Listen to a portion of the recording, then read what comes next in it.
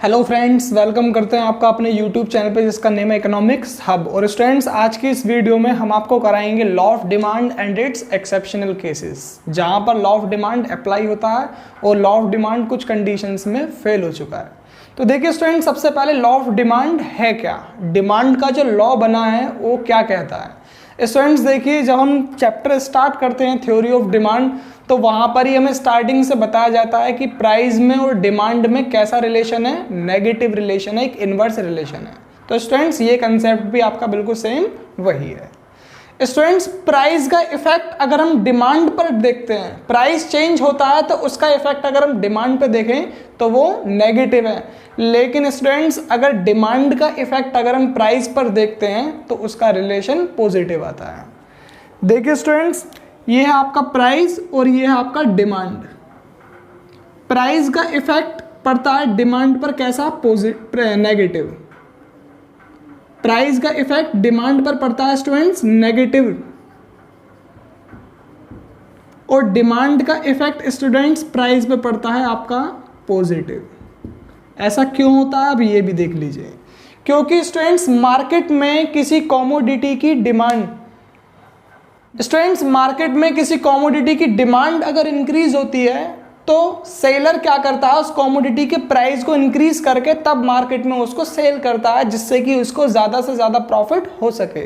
तो इसीलिए डिमांड का इफेक्ट प्राइस पर पड़ता है स्टूडेंट्स पॉजिटिव। अब देख लीजिए, प्राइस का इफेक्ट डिमांड पर नेगेटिव क्यों पड़ता है। प्राइस में और डिमांड में नेगेटिव रिलेशन क्यों है। एज ए कंज्यूमर डिमांड कौन करता है, कंज्यूमर, हाउस होल्ड। कंज्यूमर जब किसी गुड्स की डिमांड करता है तो स्टूडेंट्स वो ये सोचता है, वो ये फील करता है कि मैं इस गुड्स को तब खरीदूं जब इसका प्राइस कम हो। सीधी सी बात है, आप एक कंज्यूमर भी हो सकते हैं। जब आप उस गुड्स को तब खरीदना परचेज करेंगे, तब आप उसको कंज्यूम करना स्टार्ट करेंगे जब उसका प्राइस हाई होगा तब, या उसका प्राइस लो होगा तब। जब उसका प्राइस कम होगा तब आप ज़्यादा उसकी डिमांड करेंगे। तो स्टूडेंट्स इसीलिए प्राइस का इफेक्ट डिमांड पर पड़ता है नेगेटिव। तो स्टूडेंट्स आपके सिलेबस में केवल यही कंसेप्ट है, प्राइस का इफेक्ट डिमांड पर जो पड़ता है नेगेटिव। यही आपका लॉ ऑफ डिमांड है। अदर थिंग्स रिमेन कांस्टेंट, सबसे पहला वर्ड जो इसमें मेन है, मेन इंपॉर्टेंट है, अदर थिंग्स रिमेन्स कांस्टेंट। अभी इसका मतलब समझाएंगे क्या है। स्टूडेंट्स देखिए, देयर इज अ नेगेटिव या inverse relationship between price and quantity demand. If price of the commodity increase, his demand also decrease. Demand उसकी क्या होगी स्टूडेंट्स, डिक्रीज होगी। And vice versa, vice versa का मतलब है इसका उल्टा। अगर कमोडिटी का प्राइस कम हो गया, डिक्रीज हो गया, तो डिमांड क्या होगी, इंक्रीज होगी। स्टूडेंट्स एक पॉइंट मैंने यहाँ पे लिखा है, अदर थिंग्स रिमेन कांस्टेंट। इसका मतलब ये है, प्राइस से अदर जितने भी अदर फैक्टर हैं वो यहाँ पर क्या होंगे, कांस्टेंट। हम लॉ ऑफ डिमांड में ये एज्यूम करते हैं स्टूडेंट्स कि कमोडिटी के प्राइस चेंज होने की वजह से ही बस डिमांड में चेंज आएगा, बाकी जितने भी अदर फैक्टर हैं वो क्या होंगे, यहाँ पर कांस्टेंट। एजम्पशन लिख लीजिए, या फिर यहाँ पे आप लिख लीजिए अदर फैक्टर्स। हमने यहाँ पर एजम्पशन में लिखे हुए हैं जितने डिमांड फंक्शन में स्टूडेंट्स हमने बताए थे आपको फैक्टर, कौन कौन से ऐसे फैक्टर हैं जिनकी वजह से डिमांड चेंज होती है। फर्स्ट पॉइंट था उसमें ऑन प्राइस ऑफ कमोडिटी, ये अप्लाई होता है लॉ ऑफ डिमांड में। बाकी जितने भी इंडिविजुअल डिमांड फंक्शन है उसको छोड़ के और मार्केट डिमांड फंक्शन है वो हम यहाँ पर एज्यूम करेंगे स्टूडेंट्स कि वो सभी कॉन्स्टेंट है, उनमें कुछ भी चेंज नहीं है, उनमें कुछ भी चेंज नहीं है। डिमांड किसकी वजह से चेंज होगी, सिर्फ और सिर्फ प्राइस के चेंज होने की वजह से ही चेंज होगी। ये कहता है स्टूडेंट्स लॉ ऑफ डिमांड। देख लीजिए स्टूडेंट्स, एजम्पशन में लिखे हुए हैं price of related goods, income of consumer, taste and preference, future expectation of price, population size, and last one is distribution of income. ये सभी जितने भी फैक्टर हैं, all these factor are constant या फिर सेम। वो सारे फैक्टर सेम है, उनमें कुछ भी चेंज नहीं आया। चेंज किस में आया है, सिर्फ और सिर्फ प्राइस में, जिसकी वजह से डिमांड चेंज हुई है। स्टूडेंट्स यही है आपका लॉ ऑफ डिमांड। अब देखिए इसमें शेड्यूल भी हमने यहाँ पे लिखा हुआ है। कमोडिटी की प्राइस पहले 10 थे तो उसकी डिमांड कितनी हो रही थी, 100। यहाँ पर भी सेम था, कमोडिटी के प्राइस 10 थे तो उसकी डिमांड हो रही थी 100। प्राइस क्या हो गया स्टूडेंट्स, इंक्रीज हो गया, और डिमांड यहाँ पर क्या हुई आपकी, डिमांड यहाँ पर क्या हुई, डिक्रीज हो गई। तो स्टूडेंट्स इसको हम बोलते हैं नेगेटिव रिलेशन। अब देखिए इसकी कर्व यहाँ कैसे ड्रॉ होगी, y axis origin, x axis, y axis पर स्टूडेंट्स हम क्या ड्रॉ करते हैं, प्राइस को, एक्स एक्सिस पर हम ड्रॉ करते हैं किसको, क्वांटिटी, डिमांड को। डिमांड रिप्रेजेंट होती है इस पर एक्स एक्सिस पे। देखिए यहाँ पर प्राइस लेंगे और यहाँ पर आपका क्वांटिटी, प्राइस कितना है 10 और 15, क्वांटिटी कितनी है 50 और 100।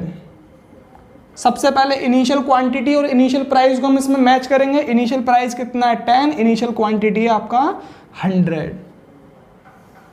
तो स्टूडेंट्स ये मैच हो गया, फर्स्ट पॉइंट आपका यहाँ पर आता है। सेकंड आता है आपका प्राइस जो 15 है तो उसकी डिमांड कितनी है 50, प्राइस 15 है तो डिमांड 50 है। न्यू प्राइस और न्यू क्वांटिटी को हमने मैच कर दिया, सेकंड पॉइंट आपका आ गया ये। और डिमांड कर्व आपकी ड्रॉ होगी स्टूडेंट्स ये इस तरीके से, इसमें एरो लग जाएगा आपका ऊपर। और यहाँ पर देखिए डिमांड कर्व आपकी किस तरीके से बनेगी, ये वाई एक्सिस, ये ओरिजिन, ये एक्स एक्सिस, ये हो गए आपके प्राइस 8 और 10, और ये आ जाएगा आपका 100 और 120। प्राइस 10 पर डिमांड कितनी है 100, और प्राइस 8 पर डिमांड कितनी हुई 120। स्टूडेंट्स ये आ गया लॉ ऑफ डिमांड। ये हो गया आपका प्राइस। इस बार एरो लगेगा डाउनवर्ड, क्योंकि जो कर्व का स्लोप, इस बार स्लोप वो डाउनवर्ड ही रहेगा।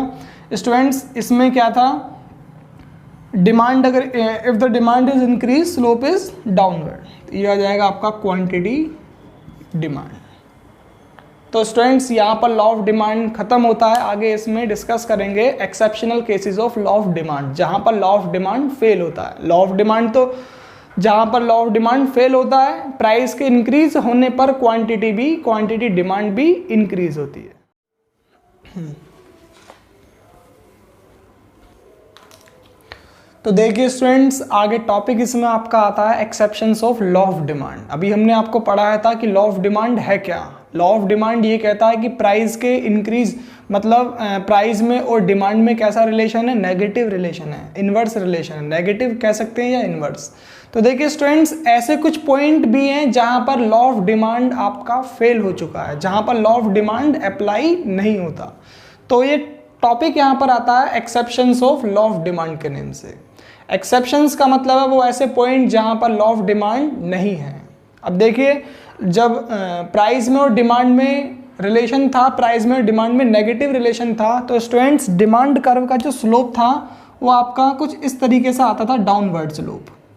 ये था आपका डिमांड कर्व का स्लोप, जहां पर लॉ ऑफ डिमांड अप्लाई होता है वहां पर, इन दिस केस।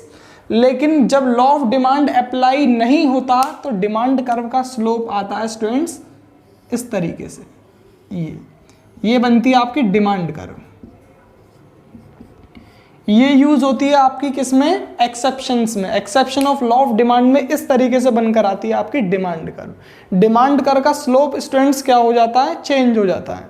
अब देखिए ऐसे कौन कौन से पॉइंट हैं जहां पर लॉ ऑफ डिमांड आपका अप्लाइड नहीं होता। तो स्टूडेंट्स फर्स्ट पॉइंट इसमें आता है आर्टिकल ऑफ डिस्टिंक्शन।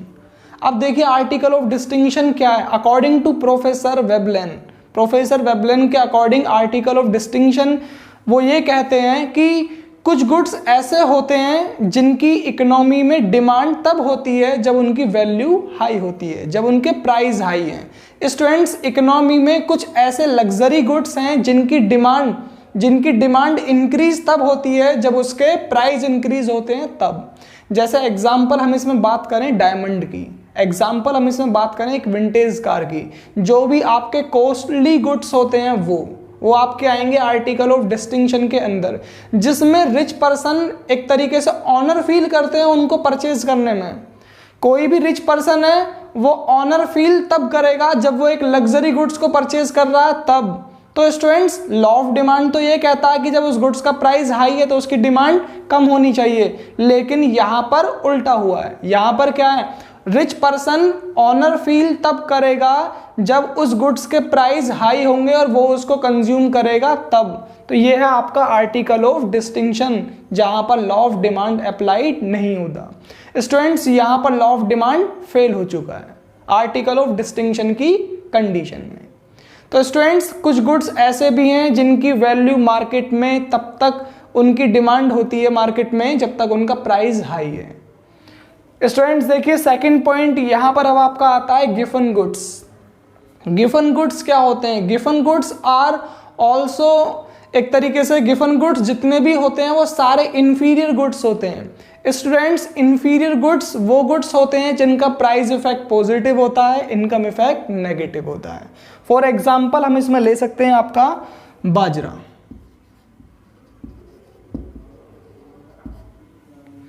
बाजरा है, चना है, आप अपने घर पे व्हीट कंज्यूम करते हैं बाजरे की जगह पर, तो bajra is a low qualitative goods, तो बाजरा हमने इसको मान लिया एक इंफीरियर गुड्स। तो स्टूडेंट्स देखिए इंफीरियर गुड्स की कंडीशन में, गिवन गुड्स की कंडीशन में जितने भी गिवन गुड्स हैं, all given goods are inferior goods but all inferior goods are not given goods. Students कुछ ऐसे भी इंफीरियर गुड्स हैं जहां पर लॉ ऑफ डिमांड अप्लाई हो जाता है, उनमें से ही एक इंफीरियर गुड्स में से ही एक गुड्स है आपका गिवन गुड्स जिसमें प्राइस इफेक्ट पॉजिटिव होता है, इनकम इफेक्ट नेगेटिव होता है। प्राइस के बढ़ने पर ही इन्हीं गुड्स की डिमांड होती है, तभी इनको कंज्यूमर परचेज करता है स्टूडेंट्स। लेकिन जब इनका प्राइस ड्रॉप हो जाता है, डिक्रीज हो जाता है, तो कंज्यूमर इनको परचेज नहीं करता क्योंकि इनकी क्वालिटी कम है। स्टूडेंट्स आगे इसमें पॉइंट आता है आपका नेक्स्ट पॉइंट जहां पर लॉ ऑफ डिमांड फेल हुआ है, इग्नोरेंस, कंज्यूमर इग्नोरेंस हम इसको कह सकते हैं। Ignorance of buyer about quality, consumer ignorance about quality. Students market में जब कोई कंज्यूमर गुड्स को परचेज करता है, तो मार्केट में जब वो उस गुड्स को परचेज करता है तो वो उसकी क्वालिटी को किससे कंपेयर करता है स्टूडेंट्स? उसके प्राइस से। आप देखते हैं डिफरेंट गुड्स, आपने देखा इस गुड्स का प्राइस इतना है और इसमें क्वालिटी क्या है। अगर प्राइस के अकॉर्डिंग क्वालिटी मैच है तभी आप उसको परचेज करोगे। लेकिन स्टूडेंट्स मार्केट में कंज्यूमर क्या करता है, किसी शॉपकीपर ने गुड्स के प्राइस बताए इतने, तो वो उसके प्राइस को उसकी क्वालिटी से कंपेयर करता है। एक कंज्यूमर इग्नोरेंस में क्या है, कंज्यूमर गुड्स की क्वालिटी को किससे कंपेयर कर रहा है? उसके प्राइस से। वो सोचता है कि इस गुड्स का प्राइस हाई है तो इसमें क्वालिटी ज़्यादा है, इसको मैं परचेज करूं। इस गुड्स के प्राइस कम है, लो है, तो इसमें क्वालिटी नहीं है, मैं इसको नहीं खरीदूंगा। तो स्टूडेंट्स यहाँ पर लॉ ऑफ डिमांड फेल हो चुका है। कंज्यूमर उस गुड्स को तब परचेज कर रहा है जब उसका प्राइस हाई है। वो उसकी क्वालिटी को किससे कंपेयर कर रहा है? उसके प्राइस से। जब उसका प्राइस हाई है, इंक्रीज है, बढ़ रहा है, तब वो उस गुड्स को परचेज करेगा। वो ये सोचेगा कि अब इसके अंदर क्वालिटी है, मैं इस गुड्स को परचेज करूं जिसका प्राइस हाई है। और जिस गुड्स का प्राइस कम है वो सोचेगा कि अरे इसका तो प्राइस ही कम है, इसको मैं क्या कंज्यूम करूं। तो वहां पर students law of demand fail होता है। और नेक्स्ट पॉइंट यहां पर आपका आता है future change in price. Students ये तो हमने इंडिविजुअल डिमांड फंक्शन का 5th पॉइंट था, इसको डिफाइन भी किया था डिमांड फंक्शन के अंदर। Future changes in price, commodity का प्राइस फ्यूचर में चेंज होता है तो उसकी करंट डिमांड पर इफेक्ट पड़ता है। करंट डिमांड की जगह अगर हम उसको फ्यूचर की डिमांड से कंपेयर करें तो वहां पर भी लॉ ऑफ डिमांड फेल होता है। देखिए क्या है ये point, consumer also act as a spectators की टर्म्स में कंज्यूमर सोचता है when the price has increased and is expected to rise. When the price has increased and it's expected to rise, further buyer tends to purchase more quantity of commodity. वो सोचता है कि future में अगर इस commodity का price increase हो जाएगा तो मैं आज अपने पास इसका स्टॉक कर लूं। फ्यूचर में कल वो गुड्स महंगा हो जाएगा तो वो आज अपनी करंट डिमांड को क्या कर देगा? बढ़ा देगा। स्टूडेंट्स फ्यूचर प्राइस इंक्रीज हुआ, करंट डिमांड इंक्रीज हुई, क्या यहाँ पर लॉ ऑफ डिमांड अप्लाई हुआ? नहीं हुआ। लॉ ऑफ डिमांड यहाँ पर फेल हो गया। लॉ ऑफ डिमांड तो ये कहता है कि प्राइस के इंक्रीज होने पर डिमांड डिक्रीज होनी चाहिए, लेकिन यहाँ पर लॉ ऑफ डिमांड आपका फेल होता है। स्टूडेंट्स आगे इसमें पॉइंट आता है नेसेसरी ऑफ लाइफ। कुछ गुड्स ऐसे हैं जो हमें नेसेसरी चाहिए, हमें उन गुड्स की डिमांड कंज्यूमर उनके प्राइस के अकॉर्डिंग नहीं, जैसे नेसेसरी गुड्स में आपका फूड, शेल्टर, ये तो नेसेसरी है। इन गुड्स की डिमांड कंज्यूमर करेगा, तो वहां पर डिपेंड नहीं करता कि उसका कमोडिटी का प्राइस क्या है, उस कमोडिटी का प्राइस क्या है। स्टूडेंट्स, कंज्यूमर कंजप्शन को स्टॉप नहीं कर सकता in case of necessary goods. अगर उनका प्राइस भी बढ़ता है तो भी कंज्यूमर उस गुड्स की डिमांड करेगा। तो स्टूडेंट्स, यहां पर भी लॉ ऑफ डिमांड आपका फेल होता है।